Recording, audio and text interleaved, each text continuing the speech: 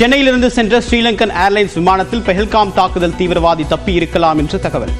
கொழும்புவில் விமானம் முழுவதுமாக சல்லடை போட்டு தேடிய இலங்கை பாதுகாப்பு படையினர். இலங்கை சென்ற விமானத்தில் பெஹல்காம் தீவிரவாதி சென்றிருக்கலாம் என்று சென்னை கட்டுப்பாட்டு மையம் தந்த எச்சரிக்கை. தீவிர சோதனையால் கொழும்பு சிங்கப்பூர் விமானம் தாமதம் என்று ஸ்ரீலங்கன் ஏர்லைன்ஸ் விளக்கம். சமூக வலைதளங்களில் நிர்வாகிகள் பொறுப்புணர்ந்து பேச வேண்டும் என்று மாவட்ட செயலாளர்கள் கூட்டத்தில் முதலமைச்சர் மு க ஸ்டாலின் எச்சரித்ததாக தகவல்.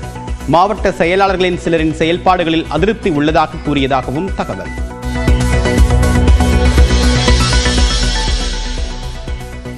சொந்த கட்சியில் தலைமைக்கு சிக்கல் வரும் என்பதால் பாஜக கூட்டணியை இபிஎஸ் ஏற்றுக்கொண்டதாக முதலமைச்சர் மு க ஸ்டாலின் பேச்சு.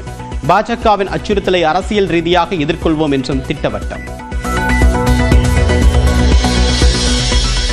பாஜகவுடன் இபிஎஸ் கூட்டணி அமைத்ததற்கு அச்சம் காரணமில்லை என்று பாஜகவின் ராம சீனிவாசன் விளக்கம். முதலமைச்சர் மு க ஸ்டாலினுக்கே அச்சம் எழுந்திருப்பதாக கருத்து. உங்களுக்கு பயம் வந்திருக்கு சார். டிஎம்கேக்கு இந்த கூட்டணி வந்துடாதுன்னு நினைச்சிங்க. நமக்கு எதிரான ஓட்டு செதறும் போது நம்ம மறுபடியும் ஆட்சிக்கு வந்துடலாம்னு நினைச்சிங்க. மஞ்சள் குளிச்சிடலாம்னு நினைச்சிங்க. அது நடக்காதுன்னு இப்ப புரிஞ்சு போச்சு.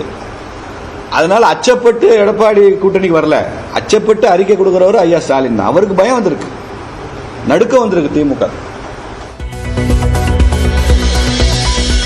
கல்விக்கான தேசிய கவுன்சில் கூட்டத்தில் PM ஸ்ரீ திட்டம் மற்றும் மும்மொழி கொள்கைக்கு தமிழ்நாடு அரசு கடும் எதிர்ப்பு. மும்மொழி கொள்கை இந்துத்துவா கொள்கையாக உள்ளது என்றும் அதன் மூலமாக சமஸ்கிருதம் இந்தி திணிக்க முயற்சிப்பதாகவும் குற்றச்சாட்டு. கடந்த ஆண்டு நீட் தேர்வு முறைகேட்டில் ஈடுபட்ட 14 பேரின் கல்லூரி சேர்க்கை ரத்து. முறைகேடாக மருத்துவக் கல்லூரியில் சேர்ந்த 26 பேரை இடைநீக்கம் செய்ய தேசிய மருத்துவ ஆணையம் உத்தரவு. நீட் தேர்வு முறைகேட்டில் ஈடுபடக்கூடிய மாணவர்களுக்கு 3 ஆண்டுகள் தேர்வில் பங்கேற்க தடை. முறைகேடுகளை தடுக்க தேசிய தேர்வு முகமை நடவடிக்கை. பாஜகவின் அடக்குமுறையால் பத்திரிகை சுதந்திர குறியீட்டில் 161வது இடத்திற்கு தள்ளப்பட்டிருப்பதாக முதலமைச்சர் மு க ஸ்டாலின் வருத்தம். பத்திரிகை துறை அச்சமின்றி செயல்படாவிட்டால் ஜனநாயகம் இருளில் மூழ்கும் என்றும் அறிவுறுத்தல்.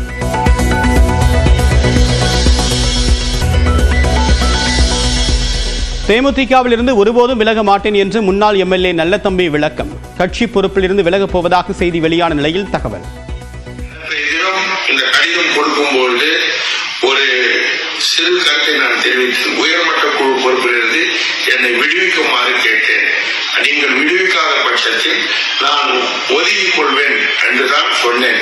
இதை பத்திரிகையாளர்கள் முழுமூச்சாக தவறான செய்தியை பரப்பி நான் கட்சியிலிருந்து விலகுவதாக சொன்னார்கள். ஒரு காலமும் நான் என்னை அறிமுகப்படுத்தி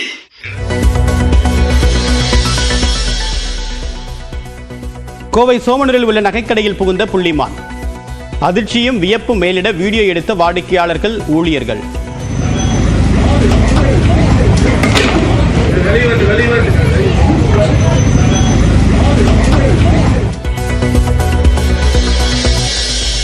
சின்னசேலம் அருகே சாம்பிராணி தயாரிக்கக்கூடிய தொழிற்சாலையில் பயங்கர தீ விபத்து. நல்வாய்ப்பாக தொழிலாளர்கள் உயிர் தப்பிய நிலையில் போராடி தீயை அணைத்த தீயணைப்பு வீரர்கள்.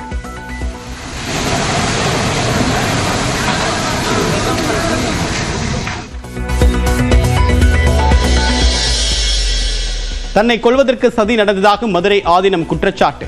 மீனாட்சி சுந்தரேஸ்வரர் தான் தன்னை காப்பாற்றியதாக சைவ சித்தாந்த மாநாட்டில் பேச்சு. நான் இது கூட வர நேற்று கூட ஒரு சம்பவம் நடந்து விட்டது. என்னை கொலை செய்ய சதி பண்ணி விட்டார்கள். தர்மியாதீனம் தான் அவருடைய ஆசை தான் நீ காப்பாற்றிச்சு. மீனாட்சி சுந்தரேஸ்வர பெருமான் தான் நீ காப்பாற்றினார். இந்த இடத்துல நேற்று நிப்பனா பிளவமான அவ்வளவு தூரம் நடந்தது. நேற்று நல்ல காரியத்தை பேச முடியவில்லை ஐயா.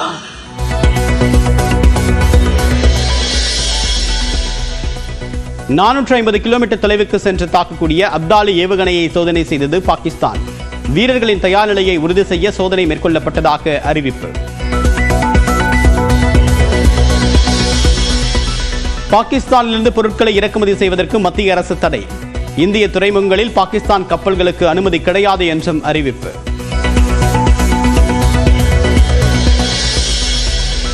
IPL போட்டியில் பெங்களூருவை இன்று எதிர்கொள்கிறது சென்னை அணி.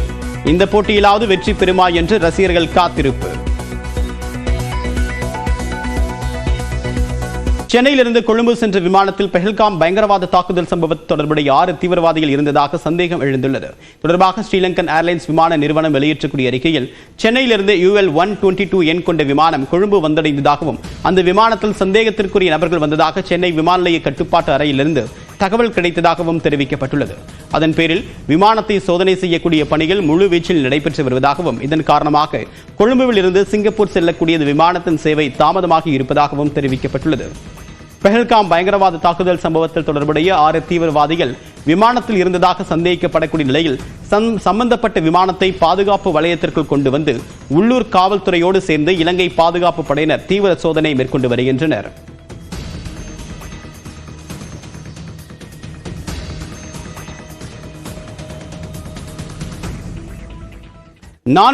கிலோமீட்டர் தொலைவுக்கு சென்று தாக்கக்கூடிய வல்லமை கொண்ட அப்தாலி ஏவுகணையை பாகிஸ்தான் வெற்றிகரமாக சோதித்து பார்த்துள்ளது. சிந்து பாதுகாப்பு திட்டத்தின் ஒரு பகுதியாக பாகிஸ்தானில் உள்ள ராவல்பிண்டியில் இருந்து ஏவுகணை சோதனை நடத்தப்பட்டது. அப்தாலி என்ற இந்த ஏவுகணை 450 கிலோமீட்டர் தொலைவிற்கு சென்று தாக்கக்கூடிய வல்லமை கொண்டதாகும்.